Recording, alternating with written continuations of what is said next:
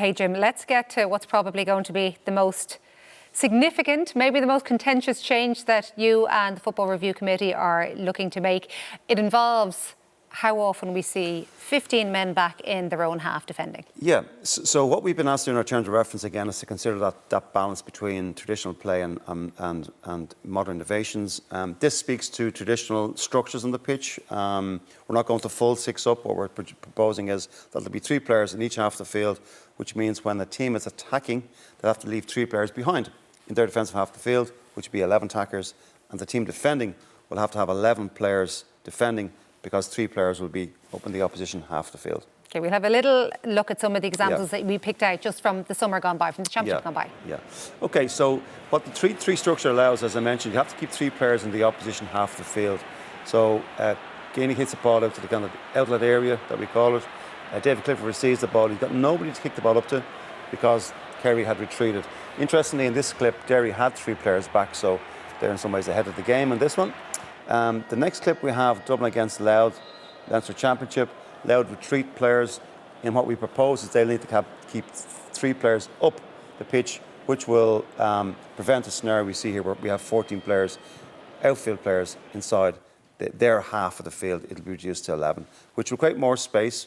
It's more to do with structure, and that's from a coaching point, but it will create more space because what we've saw in the survey is that people want to see the game, some people, down to 13 aside.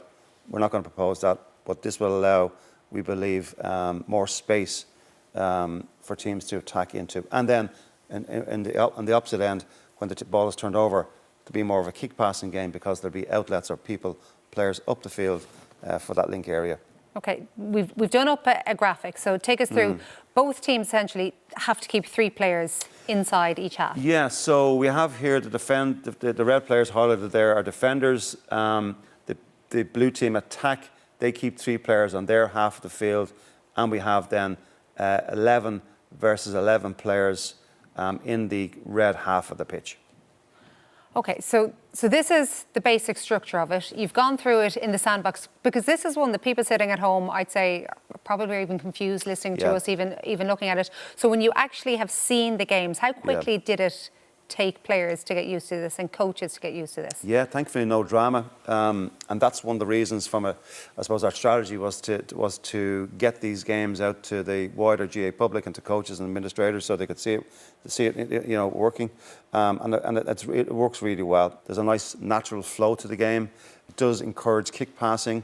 It does encourage one-to-one contests that people want to see, but it does allow in the modern game where you can still withdraw your players inside your defensive half of the field. And here we've got a scenario where down in Ennis, where Erog in this instance, at Clonagad attack, and there's players up the pitch to allow them to kick into.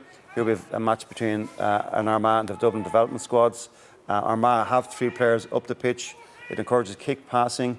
You'll see that there's vertically the ball is kicked and there's players remaining inside. Like in the full forward line, traditionally speaking, a nice play there by Armagh, and that's really a good example of the potential of this rule enhancement. What about penalties if there are infractions? Because the penalties aren't necessarily straightforward, but you might argue they are. Well, they are, yeah. So what we need to do is discourage players from not keeping 3 players at the pitch. So the first one is that if you try to assist the attack, or you don't keep 3 players up, essentially, you're going to concede a free kick on the 20-metre line.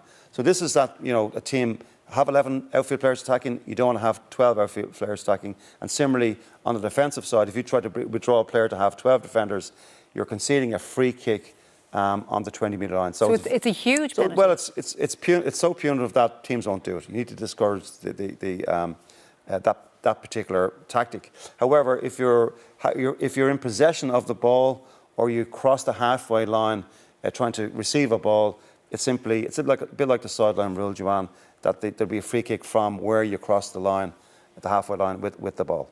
OK, so different penalties depending on what the particular infraction is, and here's another. Yeah, so if 2 players happen to cross the line in the attempt to win a ball, and they just lose their position on the pitch, the referee will simply throw in the ball.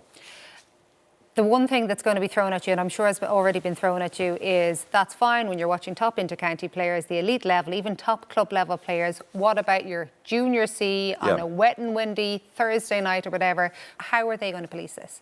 We've met with provincial councils, we've met with the third level education coming a month's ago. We've spoken to players and spoken to referees, got the survey results in. Yes, that is, people see this as a challenge. What we believe is that when you see it in action in the inter-pro games, when people see it in the National League, that you can say, yeah, this can actually work. And it's our thought and our belief that once we begin to train and coach our underage from 18 and below, from under 10s, under 14s, all the way up, that this becomes part of the game. But we do hear people. So what we are looking at is to cascade certain rules that might not apply at, say, underage level in comparison to inter-county level. So an example of that might be the 40-metre arc. So for under 14s, the 40-metre arc might not apply because it's just too great a distance for them to kick the score. If we go back to the 3v3 one, though, are you looking for these rules to be brought? Because the idea is that they have to obviously go through special congress after after the trial games, and then you get a year-long trial, which you are hoping will cover most aspects of the game. Now, you talked about cascading there. Is it possible the 3 up, 3 down one may not go to all levels? Yes, that is the potential, something that we're looking at, that might happen. So our default position from the 1st of January, all of our rule proposals that are passed by Special Congress are in for inter-county championship. Then it'd be up to Special Congress to decide which one of those, as Central Council, which one of those might be cascaded, as in which rules might not apply to club activity or to underage games.